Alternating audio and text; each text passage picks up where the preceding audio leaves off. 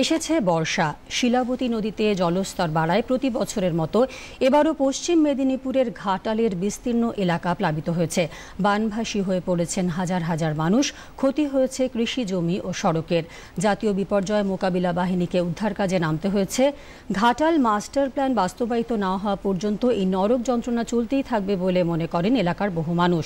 বর্ষার পরই শিলাবতী নদীর পূর্ণাঙ্গ সংস্কারের দাবি জানিয়েছেন ঘাটাল মাস্টার প্ল্যান রূপায়ণ সংগ্রাম কমিটির যুগ্ম সম্পাদক নারায়ণ চন্দ্র নায়েক। উদ্ধার কার্য মানুষের প্রয়োজনের তুলনায় অত্যন্ত নগণ্য। এই অবস্থায় আমরা ঘাটাল মাস্টার প্ল্যান রূপায়ণ সংগ্রাম কমিটির পক্ষ থেকে অতি দ্রুত জরুরি ভিত্তিতে বর্ষার পরেই যাতে শিলাবতী নদীর পূর্ণাঙ্গ অংশ পূর্ণ সংস্কার করা হয় সেই দাবি জানাচ্ছি। মহকুমা শাসক সুমন বিশ্বাস বলেছেন, নদীগুলির জলস্তর কমতে শুরু করেছে, তবে বহু অঞ্চল এখনো জলের তলায়। সেখানে বিদ্যুৎ সংযোগ বিচ্ছিন্ন। নৌকো করে পানীয় জল পৌঁছে দেওয়ার ব্যবস্থা করা হয়েছে।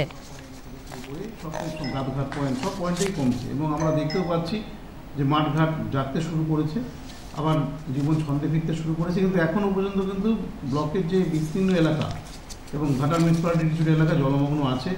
এখনও সব জায়গাতে আমরা ইলেকট্রিফিকেশন লাইন দিতে পারিনি, যেগুলো খুব নিচু জায়গা, সেই সব জায়গাতে কিন্তু এখনও বিদ্যুৎ পরিষেবা ব্যাহত আছে। তো পানীয় জল আমরা বিভিন্ন প্রান্তে পৌঁছাচ্ছি, বিভিন্নভাবে পৌঁছাচ্ছি। জলের মধ্যে নৌকা করে, যেখানে যেখানে রাস্তায় গাড়ি চলছে সেখানে ট্যাঙ্কারে করে জল পাঠানো হচ্ছে প্রত্যেকটা পয়েন্টে। কোনো খবর পেলেই আমরা সেখানে জল পাঠিয়ে দিচ্ছি, কোনো অভিযোগ সে ব্যাপারে আমরা পাইনি। ত্রাণ শিবিরগুলি চলছে। আমরা মোট 33টি ত্রাণ শিবির খুলেছিলাম, তার অনেকগুলি আজকের তারিখ হয়তো বন্ধ হয়েছে, কিন্তু Ghatal block, Ghatal municipality, Kharai municipality সেই ত্রাণ শিবিরগুলি আজকেও চালাচ্ছে।